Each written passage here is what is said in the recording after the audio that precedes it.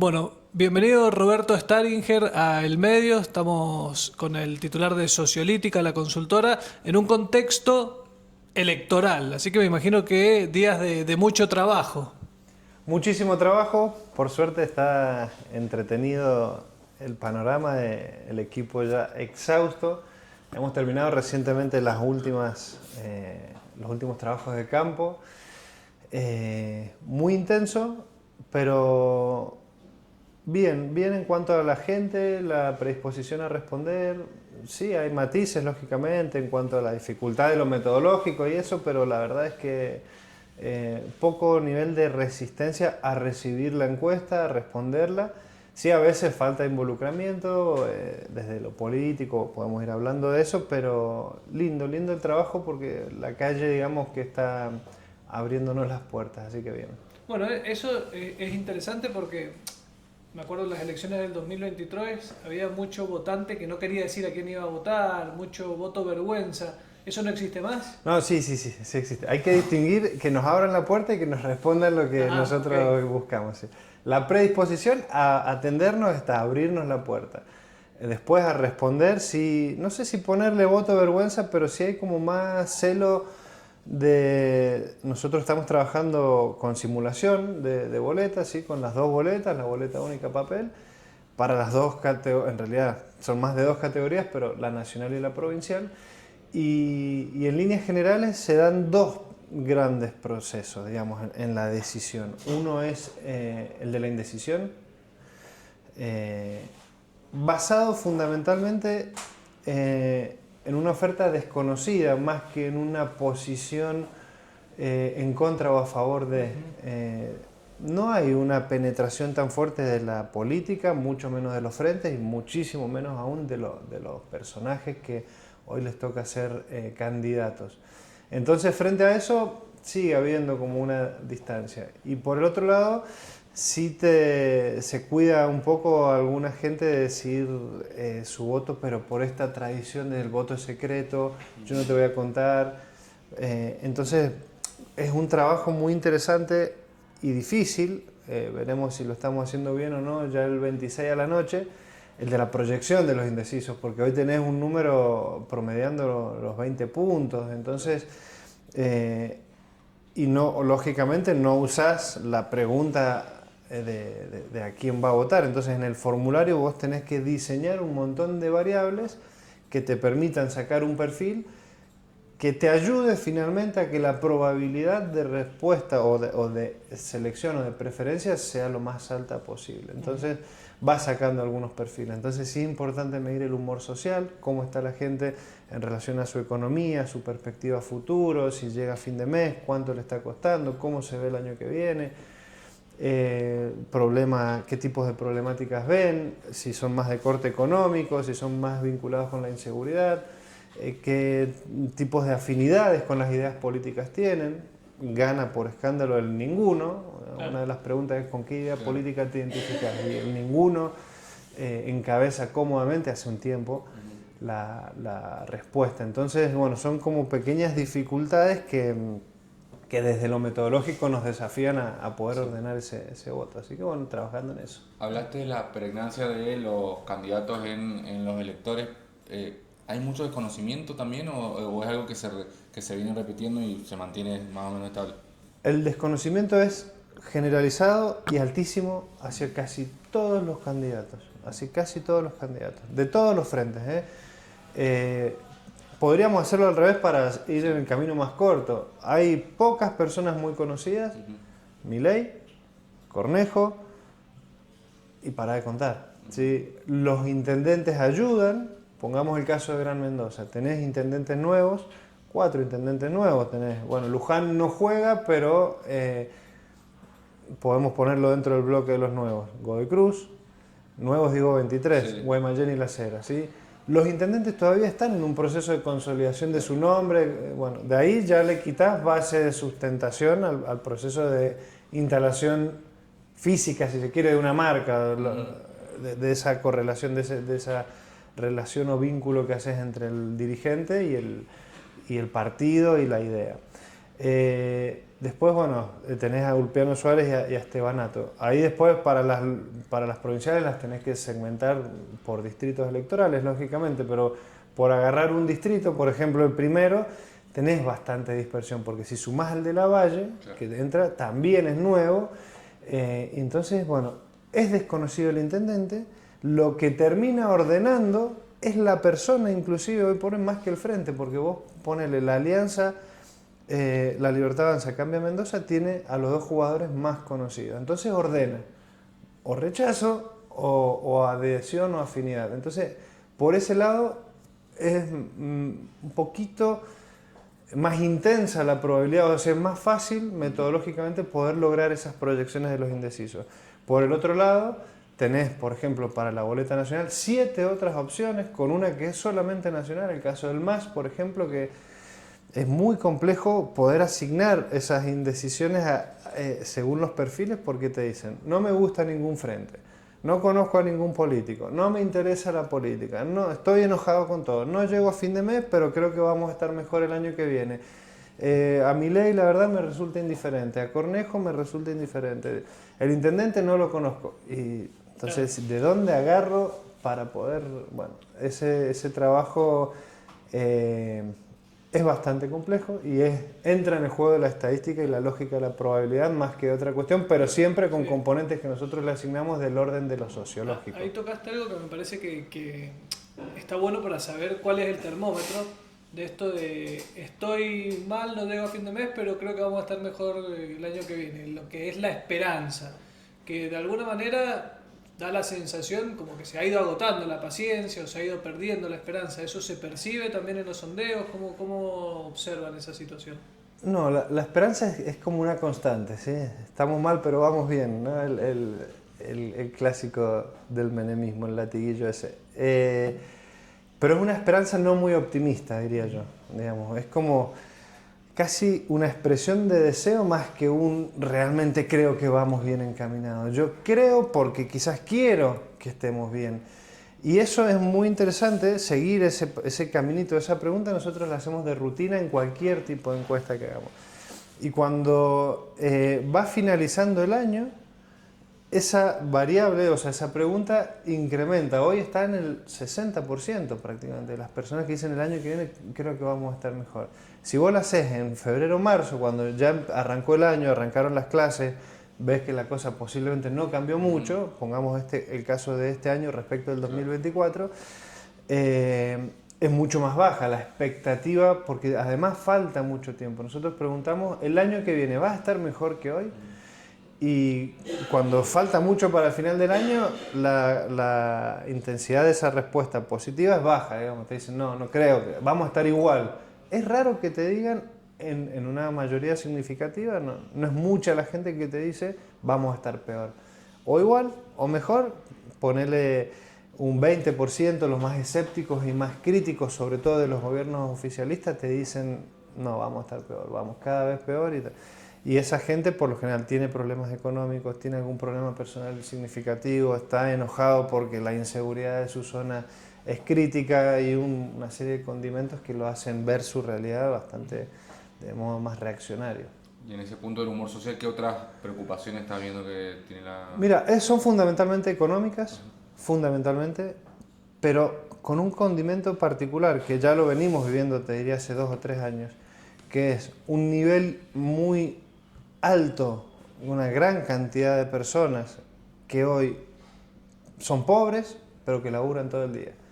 Entonces el nivel de fatiga, de frustración y de enojo que eso genera invita a esto que les digo de no me gusta ninguno, no quiero a nadie, son todos lo mismo. Entonces cada vez imagino que para los distintos frentes es más difícil pensar una campaña para decir, che, mírame, quiero gustarte, quiero que me escuches, quiero proponerte algo. Sin embargo, hay un rechazo. La pregunta interesante es si este proceso se da con este nivel de sintonía y es creciente, ¿por qué se sigue apoyando a un Milei o a un oficialismo? Porque en general tiene una buena imagen dado el nivel, si se quiere, podemos mirar cualquier variable macroeconómica de deterioro del acceso al consumo, del acceso a un montón de bienes y servicios o la calidad de vida que cada uno pretenda tener. Y tiene que ver particularmente con quiénes son los que se están cayendo de eso. Es como que todavía hay una clase media fuerte, bien menemista el concepto, el esquema, ¿sí? Esa clase media que puede llegar a juntar desde su salario en dólares, ahorrar algo, irse a Chile, comprarse un tele o irse de vacaciones, tomarse un avión que le sale $150 a Río y vacacionar entonces una semana y volverse y capaz que se gastó una proporción reducida de su salario en términos de dólares. Ahora, vive al límite todo el tiempo, vive agarrando, especulando con la uña y no es poca esa gente, ¿sí? Yo asumo que en este verano, no sé cómo estará la cuestión logística de la aduana, ¿no? de la frontera, pero creo que va a ser también bastante densa la migración hacia Chile en búsqueda de unas vacaciones afuera. Bueno, ese segmento, que es bastante heterogéneo, entonces no es algo homogéneo, es lo que hoy sostiene esta expectativa fundamentalmente de esperanza, que es una masa muy fuerte que aspira a estar mejor y bueno, que sigue bancando porque particularmente en Mendoza se fue volviendo anti-kirchnerismo o anti-kirchnerista y no es que es del todo peronista, tampoco hay que hacer esa cuestión, no es justicialista, inclusive hay mucho filo justicialista que posiblemente ahora vote a un Frente Verde, no digo peronista, ¿sí? Que tenga alguna afinidad con una idea de Estado, con una idea de lo social, algo de Difonso, puede ser de Provincias Unidas, hasta en algún punto de protectora en algún sentido. Y lógicamente hay un juego que es interesante de la opción del oficialismo. Es como que se juega bien en los dos planos, de la aspiración de la macro, que vamos a estar mejor, que la estabilidad, que el dólar estable, etc.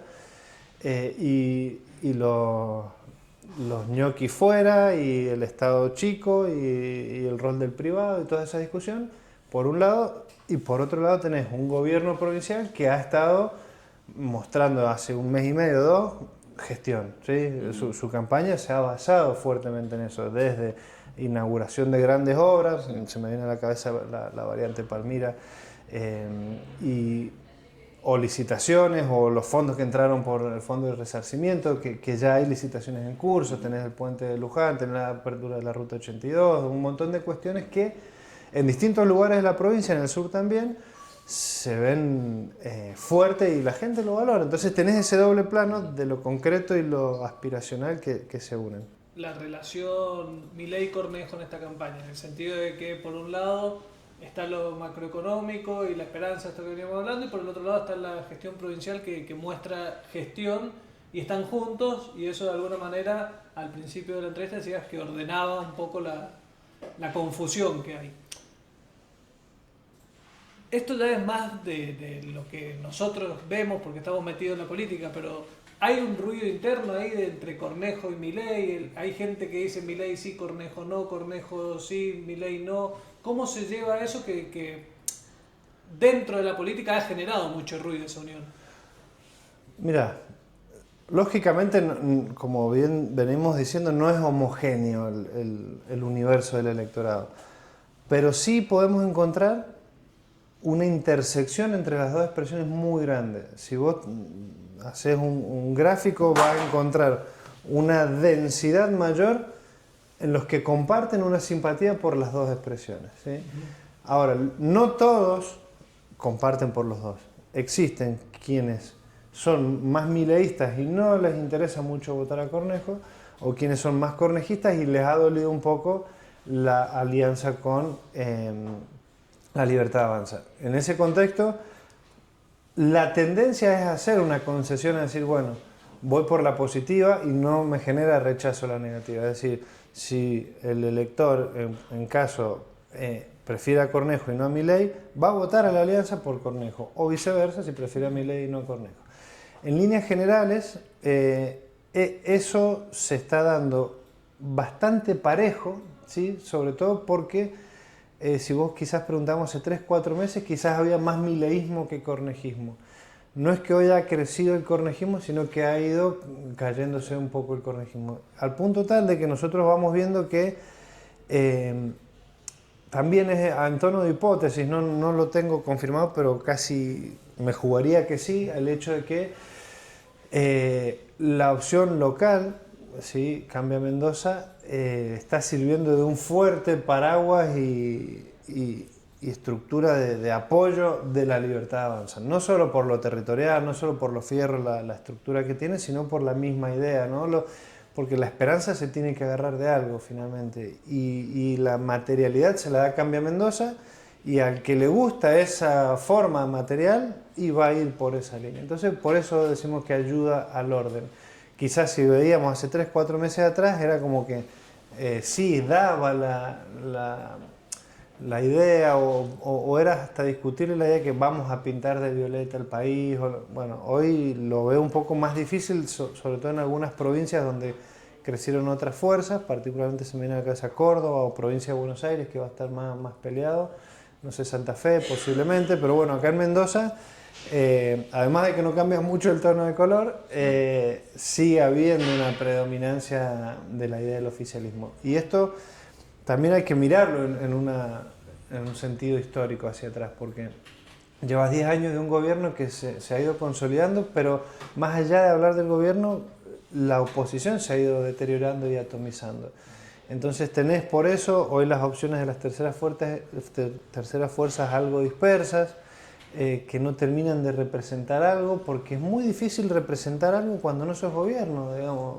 Como mucho tenés una oportunidad cada 2 años en una elección legislativa, cuando en realidad es cada 4 años, porque cuando es en las del Ejecutivo, que renueva también algo de legisladores o senadores o diputados, según caiga, nadie escucha ese discurso, o sea, se vota ejecutivo. Entonces, en síntesis, tenés cada 4 años, elecciones de medio término, oportunidad de proponer algo. Y así todo, la idea del Ejecutivo es la que se lleva a la discusión, porque vas a ver que Milei hace los cierres de de campaña, Cornejo seguramente estará a la cabeza de los cierres de campaña locales, y traer figuras del Ejecutivo para cerrar es lo más coherente, porque el resto no está presente en el imaginario. Esto, como bien vos decís, es un nicho donde estamos más o menos todos los mismos mirando qué pasa, quién es quién, dónde está cada uno, qué hace cada uno, pero salimos a la calle a 50 metros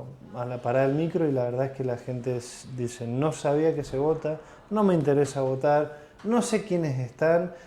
Llegan al cuarto oscuro y te dicen simplificado, ¿no? Al de tal, ¿sí? Al de Milei, al de Cornejo, al de Cristina, al de, no sé, los más conocidos, al de Ramón o al de Anabel, no sé. No hay mucho proceso más allá de eso, lamentablemente. Y yendo a eso de que en definitiva o se plebiscita un ejecutivo o se vota un ejecutivo en cualquiera de las elecciones, y más allá de el número, si le convino o no, lo que terminó haciendo la Alianza entre la Libertad Avanza y Cambia Mendoza es que se desaparezca ese fantasma de los tercios que ocurrió en el 2023.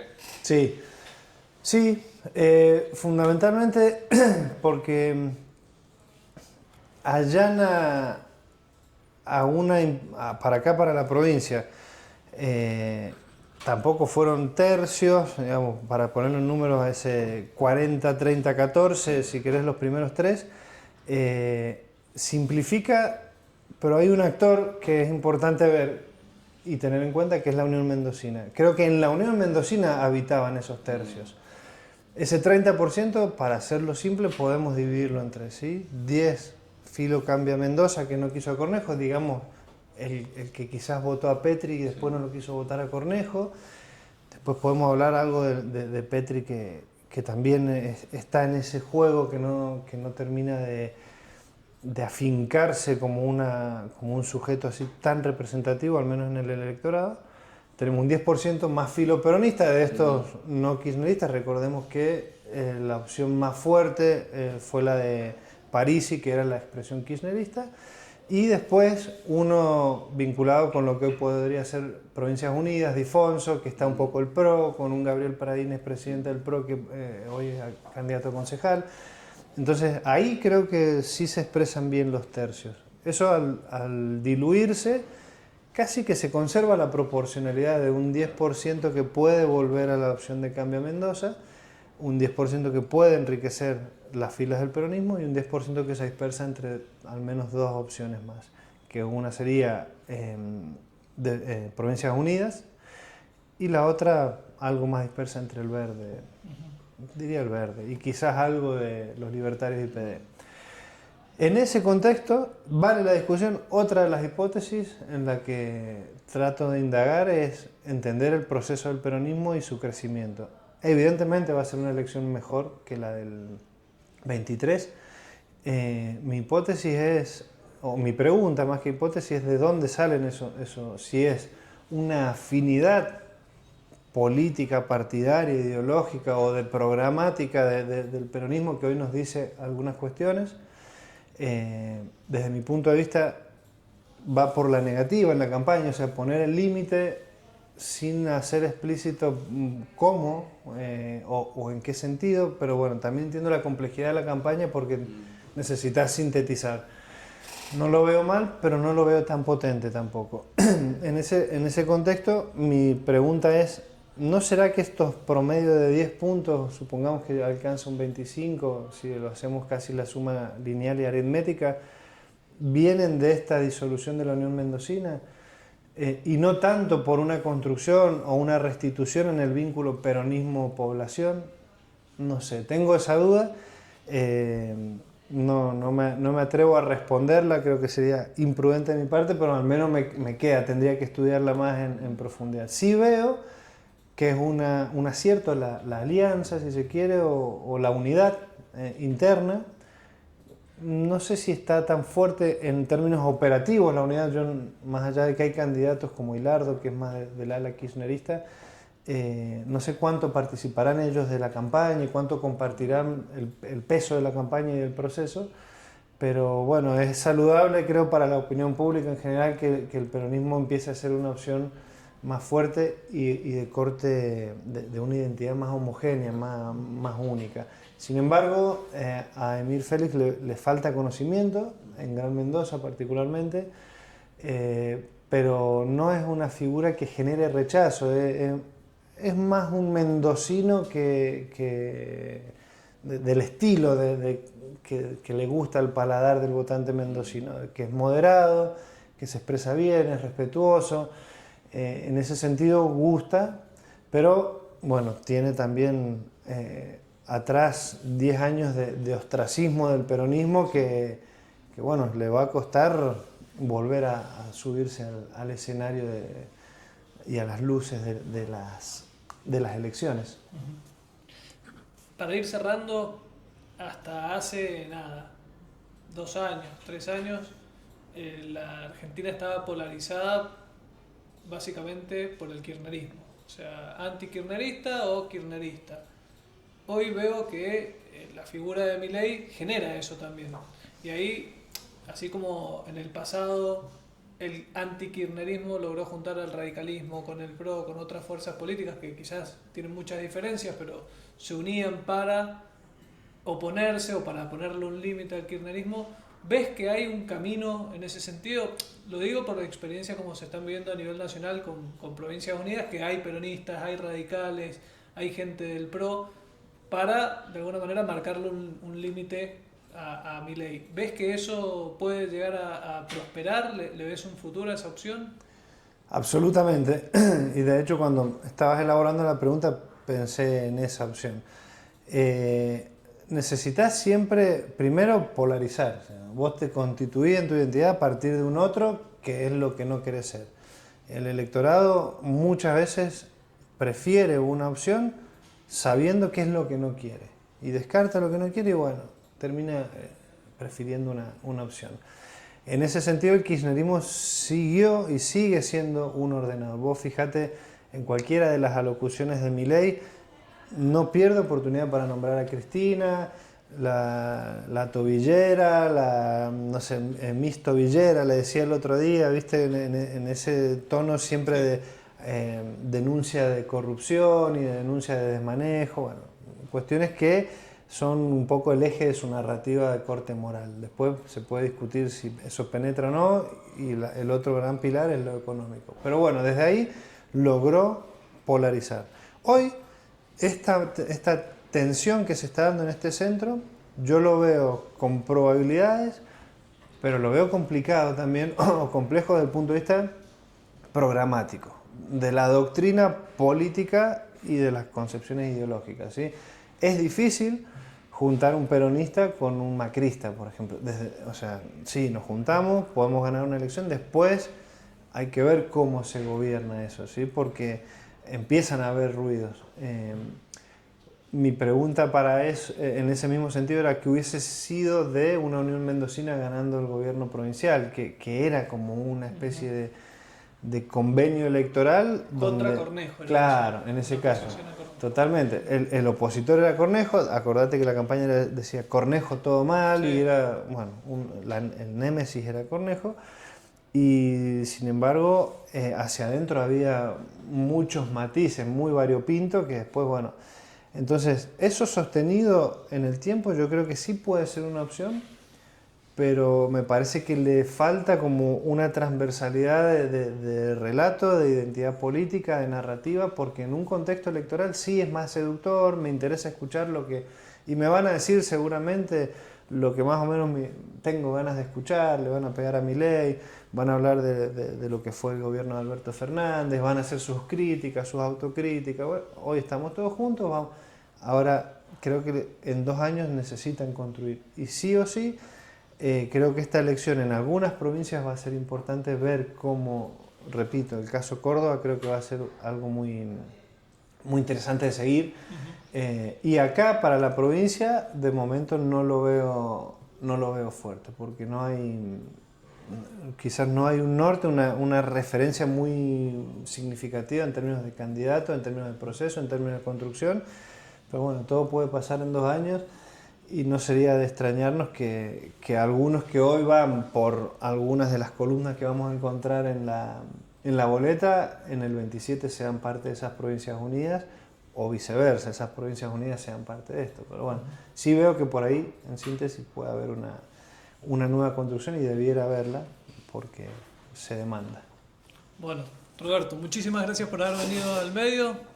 Y veremos qué pasa el domingo 26 con todo esto que hemos estado adelantando. Vale. Muchas gracias a ustedes, muy lindo el estudio, muy lindo el lugar, así que ojalá que vayan y sigan creciendo. Muchas gracias.